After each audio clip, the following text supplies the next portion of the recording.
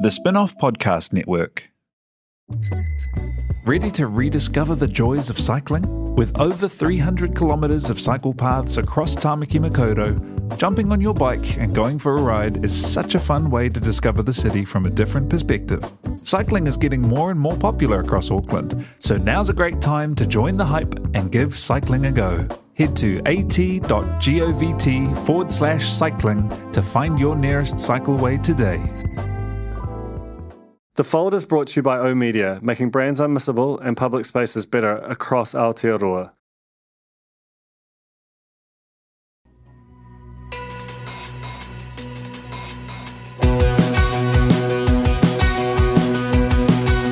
No mai hoki mai ki a The Fold e mihi ne ko Dunhangri tōku ingoa. My guest this week is Henry Cooke, who was until very, very recently chief political reporter, I think is his title, maybe for Stuff.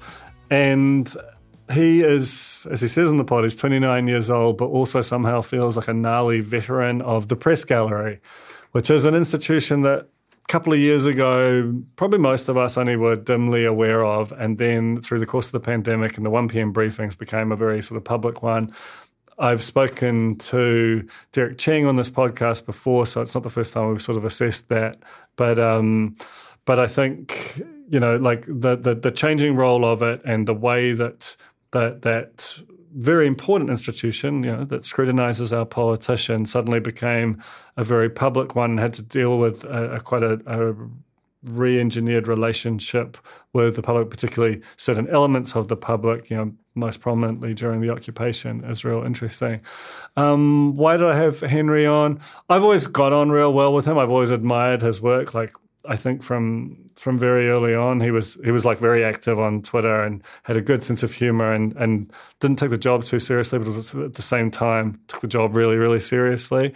The thing that feels like the emblematic Henry Cooke moment for me is I was down in Parliament for I think it was like some national party, like midwinter Christmas or something like that, and the gallery were there, but they were also sort of running back and forth between there and Parliament because I think the abortion law reform bill was passing, and everyone was on it, right? Like this was a very big, important piece of legislation. But the thing that buzzed me out was that Henry had like a spreadsheet on his phone, which trying to use Excel on your phone, like that's really not a good time, where he had everyone's vote tallied, and it just felt like a special extra level of kind of politics nerd wonkery that even by gallery standards seemed above and beyond. And you know, if you read his work on the regular, like he just finds us like different ways into stories.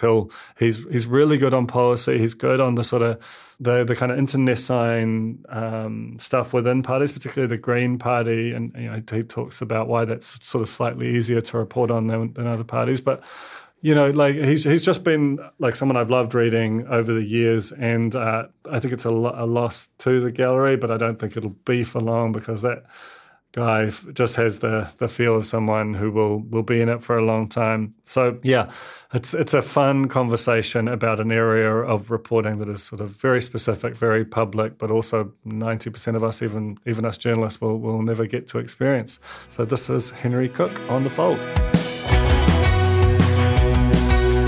Kia ora, Henry, and welcome to The Fold. Kia ora. How are you? I'm good, man. It's so good to have you on here. I feel like it's been a long time coming. Been a big admirer of your work for some time. And I feel like, I don't know, so some people within journalism just feel like they were made to do a real specific thing and that alone. And I feel like that's you and the gallery, like you were just kind of made to be in that institution. Like, when did you first discover that it was a thing, and when did you start to think, oh, maybe that's where I should be? I mean, you're right in that I'd be a terrible like crime reporter, or many other types of reporter. I think I grew up next door to Richard Harman, who's the editor of Politic, which is like a very, very good inside politics newsletter from within the gallery. But he's a gallery veteran. He's been around since Muldoon. And so I kind of always knew that there were political reporters from that, just because I was really a friend of his daughter. but and I was always very interested in politics.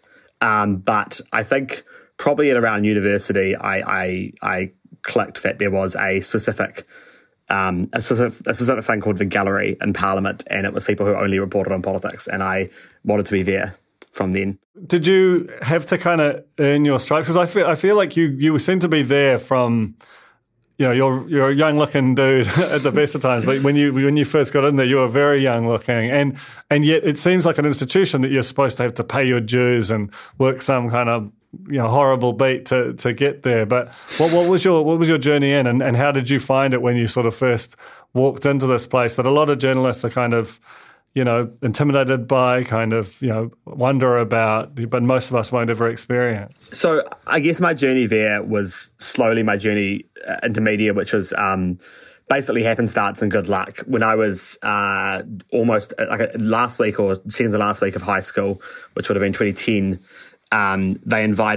staff invited the two best media studies students from Wellington High School, which is my high school, to some kind of consulted workshop, you know, away day thing at the Old Museum Hotel in Wellington. And I was not one of the best media studies students, but my best friend was, and she she took me along because she basically got invited and brought a friend.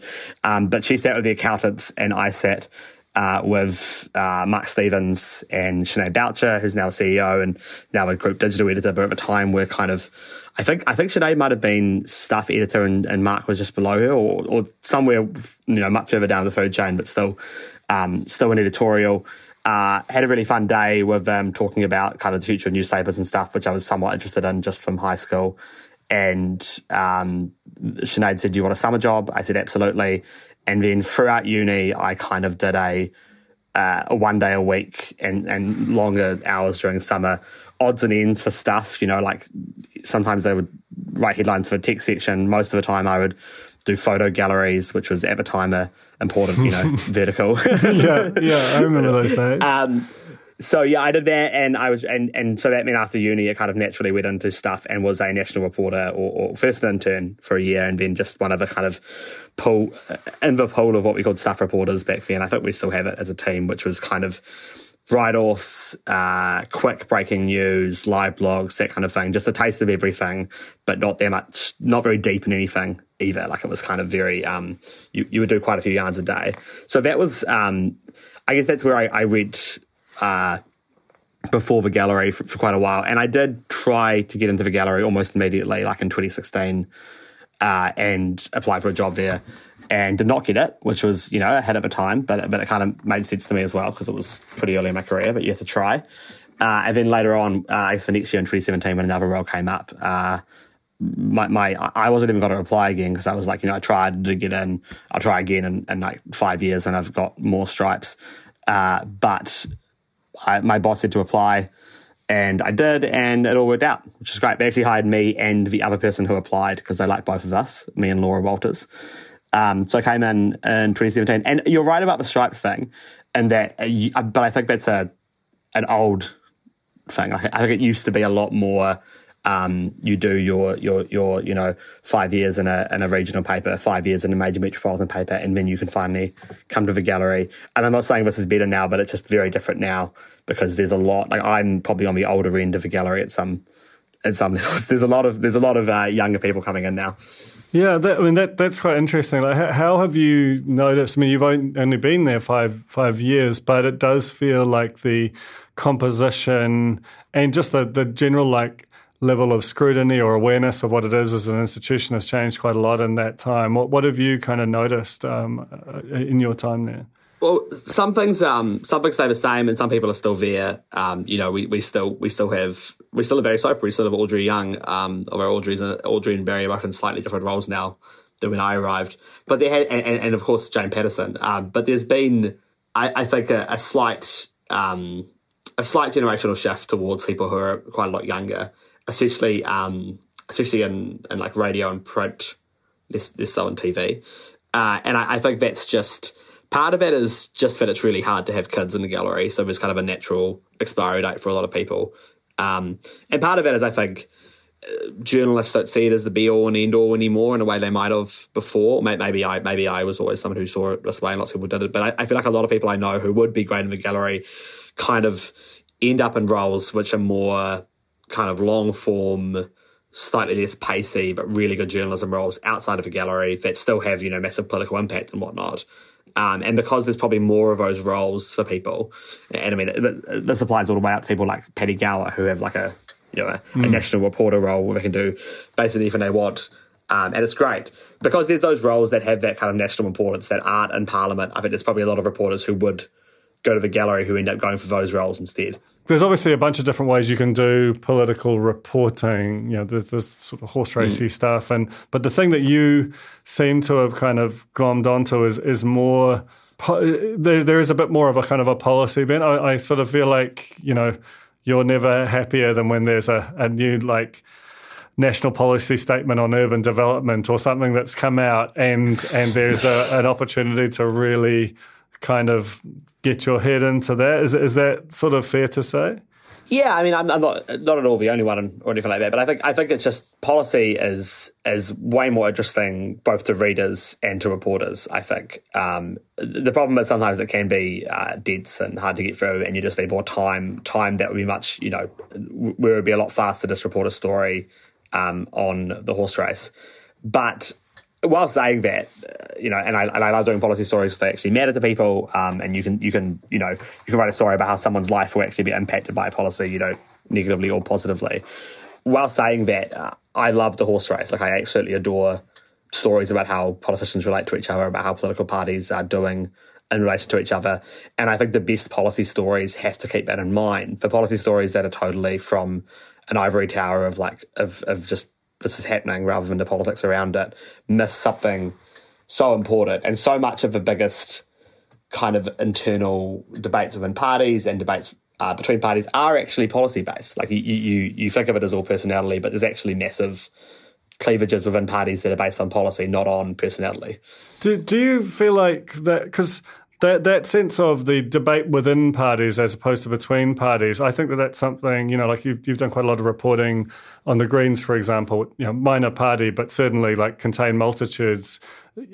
It feels like in New Zealand, the parties themselves, maybe this is true everywhere, but certainly the Democrats obviously are, the conversation about what's happening with the Democrats in the US and the policy divisions within is extremely public in terms of the way it's litigated.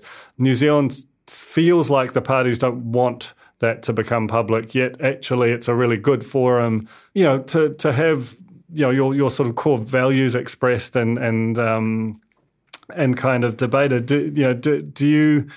What's your sense of the way that parties kind of interact with you on those kind of internal debates versus the external kind of matches? Yeah, I mean, obviously on the record, basically every party will just simply say, this is the policy, it's been agreed to, and that's the entire story. There's nothing there, why are you looking?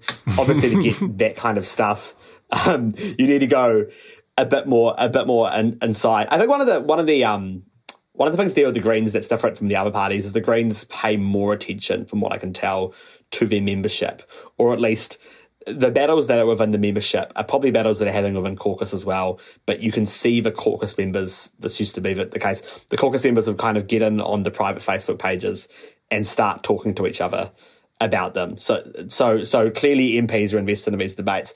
Whereas if you go to something like the Labour Party, a Labour Party conference will vote on a remit for a policy to say lower the voting age, and it won't mean anything. Like, the caucus will just be like, oh yeah, that's the Labour Party, but we have a Labour Party in Parliament, and we are the ones who decide on these things. So you get less of a look in on what's going on in the caucus room, where you get quite a good look in with parties like the Greens. But yeah, I mean, obviously it's also a thing that happens more to parties in trouble. Like, parties in trouble, and especially in opposition, have a their dirty laundry is more easily accessed by journalists. It's been after basically 9 or 12 years really of a National Party being this perfect unit of like never breaking ranks and almost never really leaking, from what I can tell, apart from like a few things around Judith Collins. All of a sudden in opposition there's all these interesting things going on within the party that I'm sure probably were going on at some level within government, but it's just easier to get someone to leak to you when they're not a minister, when they think that they might become leader if they can, strain the narrative in a certain way or at least get promoted. This gets a lot easier to get into the parties. Yeah, in terms of the stories that you sort of look back on, that you sort of, whether it was you enjoyed the reporting the most or felt like they were the most consequential, what are the things that sort of stand out to you? I feel like, correct me if I'm wrong, but for example, there was that period where we were doing a lot of testing of the meth houses kind of thing. And I, if I recall, you had quite a big role in that, and that ended up being a tremendously impactful story. Yeah, I had the meth testing one. I will say I basically came on after there was a lot of other journalists had done a lot of good work on it. And then the Prime Minister's chief science advisor issued this report on it that was just kind of so brutal in laying out how government had failed on this issue. If you don't know, basically, it's a long story, but basically everyone, including Housing New Zealand, were testing houses for suspected meth contamination to a level that was kind of absurd, that was at no level of danger, and evicting people if they met this very, very low standard, which had been set improperly. And then taking them to the tenancy tribunal, often for the costs of remediation, which could be kind of in the thousands or even tens of thousands of dollars. And completely redundant remediation. It was really quite an episode, and looking back on and it. everyone failed. Sorry, I'm going on, but every single part of society that's supposed to stop this kind of stuff happening failed. Like the government was doing it. The government set the standard that was wrong, and then was also the landlord who was doing a lot of it. The media kind of led into the FAIR campaign about this and was doing stories saying, 40% of houses in New Zealand have this level of meth damage that's dangerous. Really just repeating stuff in the industry, whole hog. And then the justice system through the tenancy tribunal were also allowing these things to happen and not checking the standard to make sure it was actually reasonable. So I went back and just did a story with it where I found a kind of pensioner who'd been kicked out of the house she'd had since the 50s, because probably her grandson at one point smoked meth in the house once. And she kind of had to fry all her clothes. They said they were contaminated and everything. It was really horrible. That story, that was a really, impactful and important story. I probably had the most fun on some of those days where Parliament just fell apart. Like, I hate to say it, but Jamie Lee Ross Day, the first day, when he was just, when he drove overnight. We were waiting for him at the airport when he wasn't at the airport. He was suddenly at Parliament. So we asked how he got there, and he was like, I drove down here from Auckland overnight and then went to Warehouse Stationery to print his 25-minute speech where he accused the current leader of the opposition of electoral fraud and many other things. That was kind of fantastic, just in the sense of being there and knowing that this was this blew everything up about what was going on in politics at that point. And other days, I love a leadership spill. The day that National kind of fell apart over the Tom Bala leadership caucus run, the famous caucus run where Nikki Kay said Paul Goldsmith was Māori. That was just a lot of fun. I know the parties were somewhat traumatised by it, but I know they can look back now and laugh at some level, given they're in a much better position. But there's I suppose that sense of there's a lot of great things about being in a gallery is being in the corridor or tiles where it happens and being able to run. First, you hear a statement from someone, and it's kind of wild. And when you can run to the person who the statement was made about and ask them about it straight away, you're telling them for the first time, they're hearing it for the first time. That's really good. And there's other days where there was big New Zealand First versus Labour ructions. Those are always also really good. I mean, it is such a strange institution, right? Where, you're the sort of politicians and the parliamentary staffers are they're on some level they're your colleagues. You're all in the same building. You go to work each day, and I'm sure that there are friendships, even relationships that get forged out of that. And then at various times you just have to, the roles must be sort of shifting the whole time. How do you navigate those quite tangled relationships between the various parties? And there is some kind of academic critiques of political reporting can tend to sort of assume the thing is tainted by that, but I don't see any other way you could really do the thing. How does that all sort of play out, do you think? I mean, the watchword or the watchphrase for me is friendly but not friends. So there's no reason to not be friendly and not, have a laugh sometimes or even have a drink at some points. but you're not good mates. You should never feel bad sticking the knife in, or if you do, you just still need to stick the knife in when needed. And I think that's not easy. And I think the academic critiques have some value. But what I would say, and yeah, as you say in response to that, basically, I think people need to be in the building with these relationships to be able to get the stories that we do about what's going on in various places. And if you were only reporting from press releases and maybe press conferences, you would just miss a lot of what's going on. Things could happen right underneath your nose. But that doesn't mean that there shouldn't be a place for reporters who are that pure. That reporters who do. I think of Gordon Campbell, who writes from a perspective, but he definitely writes from a perspective where he goes to postgrad, but he doesn't, from what I can tell, have deep relationships with current MPs, and it's very much an outsider's perspective on things. But it's often great journalism. I just think that there's a time and place for that, but that doesn't mean that the insidery stuff shouldn't exist. And on the relationship thing as well, one of the things you didn't mention, but which happens a lot, is actually researching together. So both of the major parties in opposition and the smaller parties will go to journalists with OAAs, with written parliamentary questions and pitch stories to them that way. And you have to look at them with a grain of salt. Often they're kind of trying to cook something up that's not quite what the OAA says. Sometimes it's really good. They have teams of people who can do more OAAs than you can, and they can do written parliamentary questions, which are faster. So sometimes you end up establishing a relationship with someone and you're around and you're asking an opposition MP to do a written parliamentary question for you just so it's an interesting matter for you. And those relationships are really important because you're essentially acting as kind of co-investigators. Same with select committees. You might text an MP who's asking questions and say, can you ask the CE of XYZ agency this? And they'll be able to do that for you. And that is something which they can push on in a way that you can't in a press conference. And I also, to be fair, I think often this is a way of MPs flattering journalists, of making them feel special when they might not necessarily be. Me and Thomas Coglan from the Herald were having a drink with a certain person who was a new MP at the time, but might be the deputy leader of the National Party now. And she was basically asking us for advice on how to talk to a press gallery and whatnot, which was very flattering for us. We're all like, it's just, don't just do press releases, make the timing really well, all this stuff. And at the time, in the back of my mind, I knew that she had worked for John Key for many years in communications. And had every notion of how to talk to a press gallery. But she was flattering us, which I respect as a way to build relationships, is to make people feel special and important.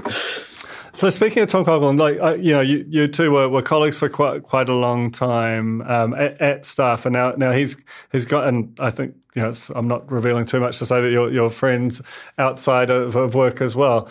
Yeah, what's that? It's sort of like that kind of tension again. It's a similar kind of thing. Like you go from basically you're always trying to win on any particular story, but when they go across the room, are you trying to beat Tom even more now? Like what's the sort of that kind of balance like? Yeah, so it's Tom. So one thing first, it's Thomas, not Tom, and he will look at you askance if you call him Tom. He has a thousand eyes stare, which he does when you call him Tom. Anyway, Thomas. Yes, Thomas is I think probably at this point probably the best and I don't say this because I've left. I say this because Tova's left. Probably the best political reporter working in New Zealand today. And I respect him massively, and I, once he left, wanted to smash him every single day if possible, especially in rounds that I knew he was into. I suddenly started paying a lot more attention to the things he was into. I'm not sure I did it very often, but when I did, every now and then, mostly in housing, it was very satisfying because, obviously I felt somewhat betrayed by him going to the Herald. There's I think the strongest competition is with people who cover similar stuff to you and you respect. It's easy to poach. It's easy to scoop someone who doesn't really pay attention, but someone like Thomas who's paying a very large amount of attention, it's much more satisfying to scoop. And I think we both have it. And to be clear, scooped me more times than I've had hot dinners. I think we had a good relationship where we could kind of joke about that. And occasionally I would, kind of message him at 8 p.m. and be like, by the way, this is coming up at 5 a.m. tomorrow. It should be fun. He'd be like, whoa! Just because I guess I missed working with him and being able to do that naturally when we'd be working on stories together. The Fold is brought to you by O Media, making brands unmissable and public spaces better across Aotearoa, with over 4,000 out-of-home advertising sites nationwide across both street furniture and retail centres. I'm super grateful to O Media for enabling us to make unmissable connections with Kiwis. Skinny are helping you show how smart you are with the 1Q quiz, an all-new, super challenging and super quick daily quiz built by the Spin-Off. Every Monday, Skinny are giving you the chance to prove you're smart with the Skinny Extra Credit question. Get it right, and you'll get the chance to score yourself some Skinny Extra mobile credit, so you can text, call, or even video call your group chat and gloat about how big your brain is. T's and C's apply. Raising capital or taking your business to the world? Investment Fix has the lowdown on everything you need to make it happen. This season, we're exploring the US market, the opportunities it offers, what it takes to grow a business there, and the best way to approach investors. Join some of the superstars of the investment and business world as they share advice from their time in the US so you can make your mahi count in this massive market. The Investment Fix podcast, brought to you by Invest New Zealand. Tune in today. I remember a few years ago when the sort of Stuff Herald merger was going through one of its periodic sort of hot patches, and I'd written something probably pretty ill-informed about why I thought that should happen. Basically, as you know, under the impression, I don't know whether it was a false one, but certainly it hasn't happened yet, that they were unlikely to sort of survive at scale independently. And one of the things that, you know, and you sort of took issue with the take, which was, and I think, you know, basically saying that the fact that the two newsrooms are trying to beat each other constantly is a big part of what makes the journalism better and work. And I think because we're a bit of a weird sort of magazine out on our own thing, and I've never worked in a newsroom myself, like it, you know, I didn't really clock the extent to which that matters, and I've thought about it a lot since. You know, like, do you want to talk about, I guess you touched on the competitive tension there, but, you know, you're working alongside people, you're attending the same press conferences, but you're always looking for edge and you're always trying to win, and how important that is to getting the very most out of the gallery for the country. I think it's really important, and I think it makes people just do better work just because you try harder, because you know that if you don't do the story, someone else probably will. And I think that's so key to getting you up in the morning, to getting you chasing sources, not just waiting for a press release to come out, but chasing, you know, sources and saying, you know, I know XYZ decision was made at Cabinet this week. Can you tell me what it was? I know it's been released on Wednesday, but I want to know it first. And I guess some people would say, is that really useful to the country to know something 24 hours ahead of time? I would say yes. I mean, it's the point of newspapers to find out things that are not yet public and make them public, that are of public interest. So as I said at the time, I think the competition between the Herald and Stuff in particular is really key, much like the competition between News Hub and My News is really key, because I think it drives them both to be really like better outlets that differentiate themselves and push harder on stories, because they want to not just be a list of wire stories of here's what happens today.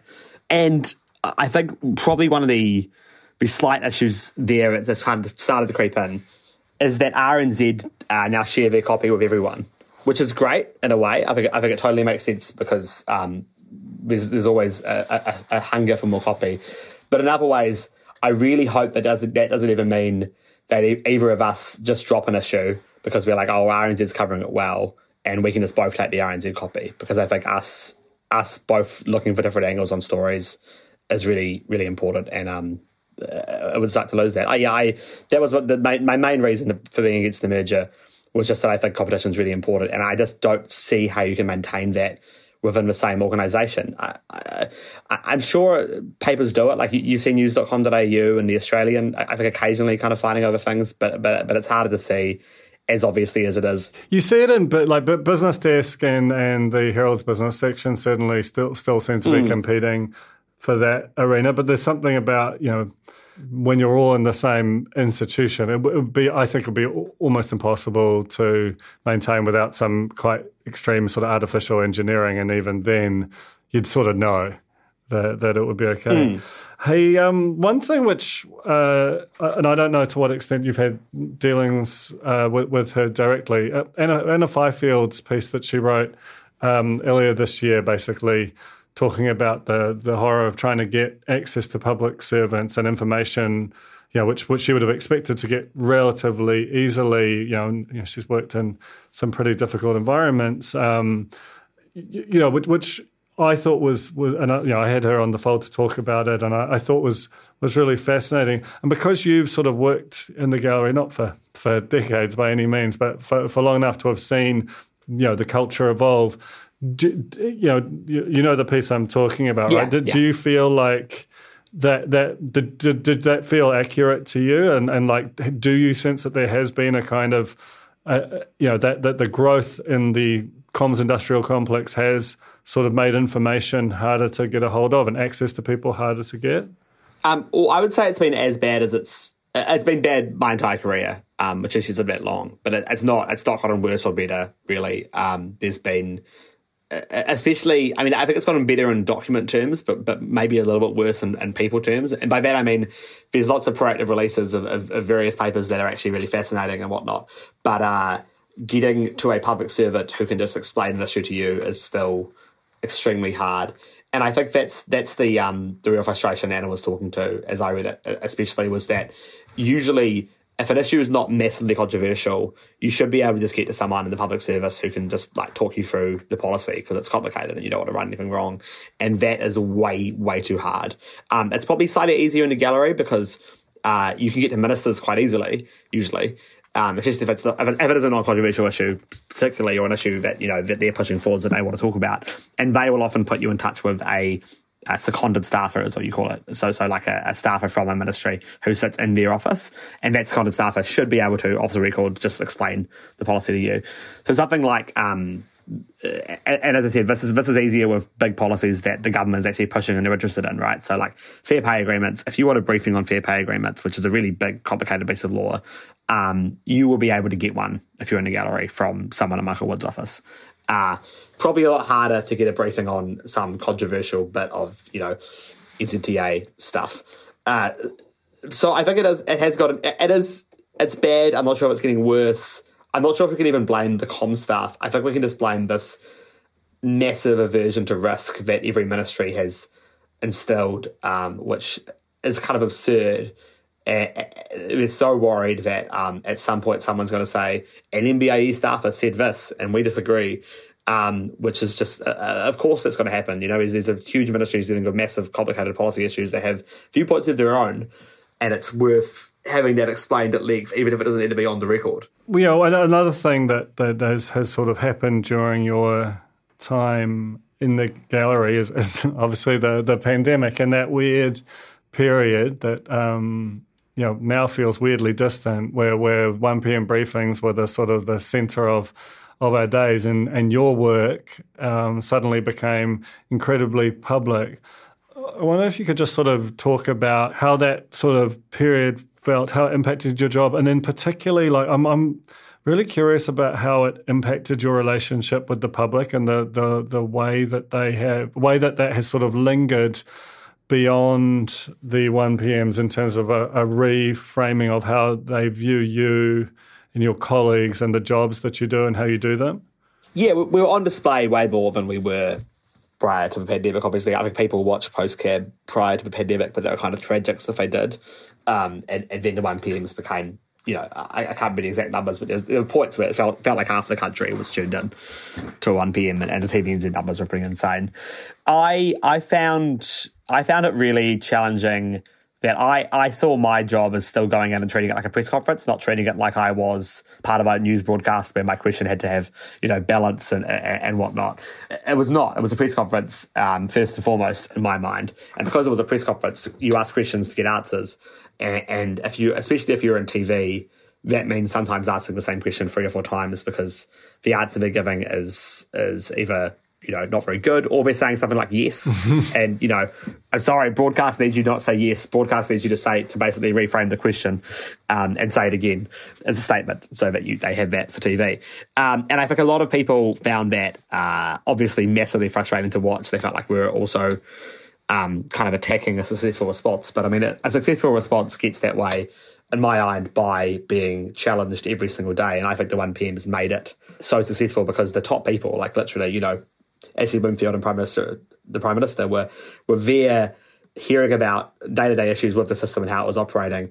And I imagine if they hadn't heard them before, they'd be going back to their staff and saying, wait, what is our position on XYZ? Why haven't we sorted out whether you can surf or whatever the issue was? And I know some of that seems small, but I guess, I don't know what the alternative people wanted was. Was the alternative that we were supposed to sit there and be like, Prime Minister, first just foregrounding, wow, how good has our response been? It's been so good. Look at us compared to Australia and the United States. So many people's lives have been saved. Clearly level 4 is really working and we think it's great. Given all of that, can you just expand it a bit on why you think it's going so well? Which is just, it's like, that's state TV shit. That's not in our DNA and it shouldn't be. And there is, all these people who are making this complaint knew about how good the response was. Like, it was not hidden from anyone that people were not dying in New Zealand at the rates that they were dying in other places. It was not hidden from anyone that, the economy got through all of 2020 and 2021 in a way better shape than people expected it to. That was all, I think, fairly obvious, especially. And if it wasn't obvious from a front page or anything, I would say direct your anger towards the front page or the news broadcast or whatever, not towards the 1PM bulletin, which for us was a press conference. But I also understand that a lot of people were seeing how we worked for the first time and they found that we were basically rude and we interrupted each other and all this stuff. I would say that's just normal press conferences, but there was also a lot of pressure on us at that point. We were going in with basically 20 or 15 questions from our newsrooms that they wanted answered because, and this is a hard thing to explain to people, because you weren't getting any written answers with any kind of rapidity from the Ministry of Health. So your only real shot of getting a good answer was the 1PM press conference. So we were getting questions from basically every journalist in our organisation because there was no other way to ask questions. So usually you go in with like 2 or 3 ideas for a question for postcab, but we were going in, every journalist was going in with a whole list from the organisation. So that was quite a bit of pressure. So probably we were a little bit more shouty than normal. And the other criticism, just to fork, like, I'm sure someone will write me a tweet or something saying that I didn't talk about this, was that we were political reporters and this was a health issue. 2 responses to that. Yes, it would have been great to get a few more like really scientifically minded journalists in. Just if they had a really, if people who had a really good knowledge across all the prepits and stuff, that would have always been great to just have more knowledge in the room. Do not deny that at all. I would also say that it was a very political response that also happened to be a health response. There was nothing more political than the state saying that you can't leave your home. That's a massive infringement on your civil liberties that most of the country thinks was the right infringement on civil liberties. But it is a massive infringement on civil liberties. It's hugely political. There's politics through every single step of it. Health is a really political thing in itself. The idea that it wasn't political was laughable to me. And the reason we were there and not other journalists was generally because, the briefings were in Parliament, we were accredited to Parliament, so we were allowed to go in. That was basically the explanation. Sorry, I had a bit of a rant there. No, I think it's good, and I obviously agree with you that to try and pretend that every aspect of those years and those decisions, and even the idea that you have complete access to Ashley Bloomfield, and therefore they didn't need to provide other access to information when it was such a constrained fight. That's a political decision about communication, and I guess totally. The whole way that the communications has been managed, I think, just as an observer of knowing how few journalists we have in this country and how important the job is, it frustrates me somewhat the extent to which the apparatus of the state can feel like it's set up to make the job as difficult as possible in ways that are contra the public interest. And to be fair, I also think there were some dumb questions at 1PM. I will say that. I probably asked them myself. That's just the nature of the beast. There was a lot of questions. Well, most people, if most jobs were being practiced in front of an audience of hundreds of thousands, if not millions, then you'd probably find some things that were a bit. Oh, and sorry, Duncan, I forgot part of your question about how it changed our relationship with the public. I think that I'd actually like to sort of expand that a bit because you were also like out there in the occupation, which not necessarily a lot of the gallery was doing. And that felt to me like the culmination of that sort of rejigged relationship with the public that came out of the 1 p.m. So in some ways, and I'd be interested in your perspective on this, like I can't necessarily imagine the occupation without that sort of, without elements of that recontextualized relationship. And certainly the hostility to journalists came from the fact that people became aware of who journalists were and what they were doing. So talk about how the relationship with the public has changed in your time in the gallery. Well, yeah, I think we are more recognisable, particularly print journalists, because of the 1 p.m s and things like that. And occasionally when I would introduce myself as, Henry, and I would say what I do, they'll go, "Oh, you the Henry?" PM says blah, blah, blah, Henry too, and I say yes. And they make a joke about him being mixed up with Jason Walls. I think that's definitely... It's increased there, and it also just because everyone does more video now. So, like, I got get recognised after doing more video content, and including in the occupation and stuff. I think it probably did contribute to some of the very targeted hostility around journalists around the occupation. Particularly, there was an earlier protest before the occupation. The tennis balls. Yeah, the tennis balls one with the Hang Our Dern on them and stuff. And Tova was still there at the time. Tova O'Brien, obviously one of the most recognisable kind of people in New Zealand journalism, but very recognisable after the 1 p.m s because she always got the first or second question. And there were people who saw her and gravitated towards her to yell at her, to film her while they kind of asked her questions. We're putting the camera on you now. And at one point, they kind of almost surrounded and cornered us. I was kind of with her at this point. Her camera person, and me, and they were kind of all getting around. And Parliamentary security had to kind of come in a bit there because it looked for a second like Tova was going to get completely circled by a very hostile group of people yelling expletives and filming her. Which I guess some people would say, isn't that what you do to politicians? But it's obviously I would say it's very different when you're seeking power. I think the 1 p.m s contributed to that level of hostility, but more than that, obviously for the occupation, there was just the level of the New Zealand media most of us did not take very seriously kind of the extreme bad faith anti-vax stuff. We were not writing stories saying, "Oh, well, wait a minute, are we really so sure?" But it doesn't, does it actually hurt pregnant people? Because there was absolutely no indication that it did hurt pregnant people, and there was a lot of indications that it didn't.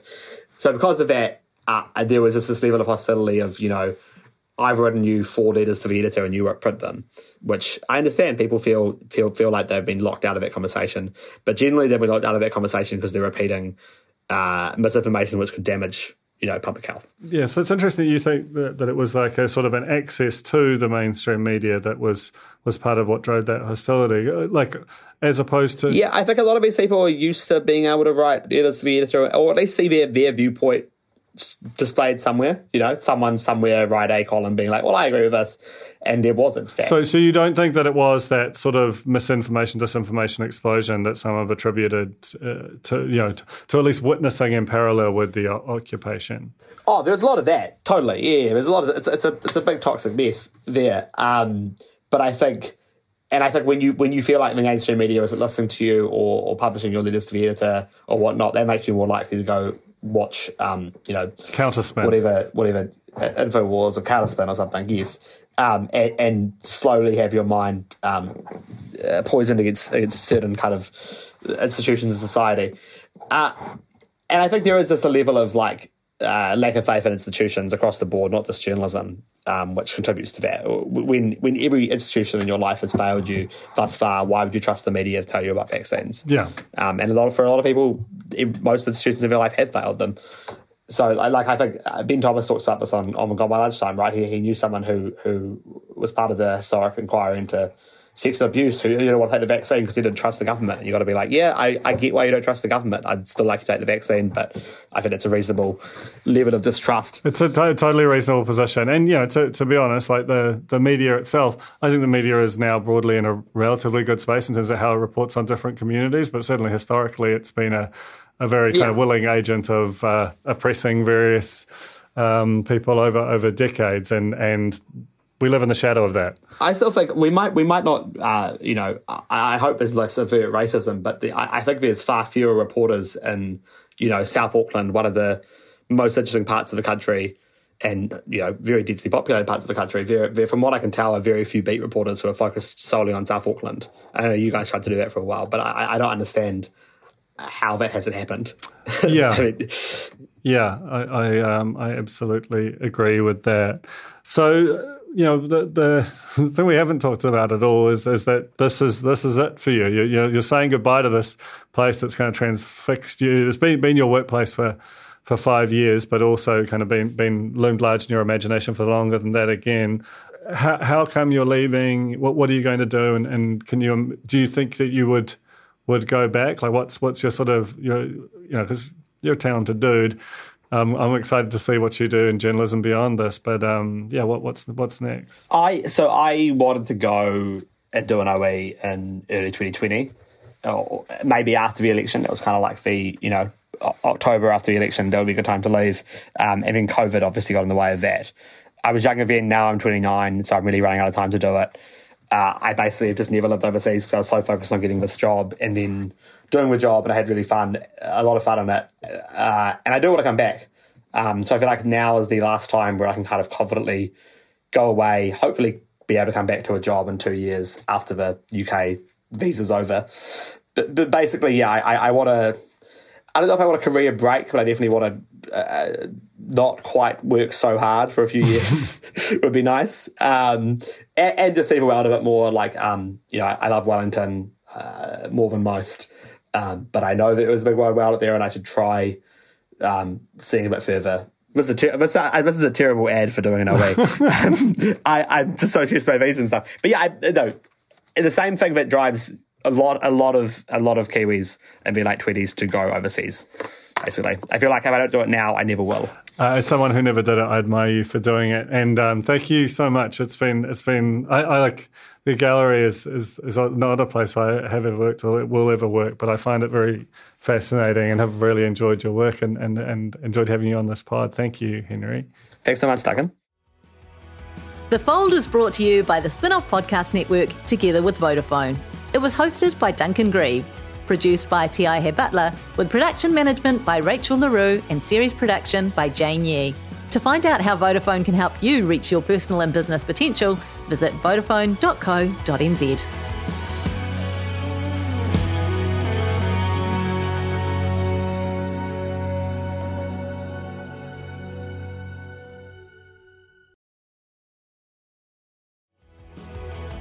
That was The Fold, brought to you by our partners at oOh!media, making brands unmissable and public spaces better across Aotearoa. Huge thanks to oOh!media for sponsoring this episode of The Fold and enabling us to make unmissable connections with Kiwis.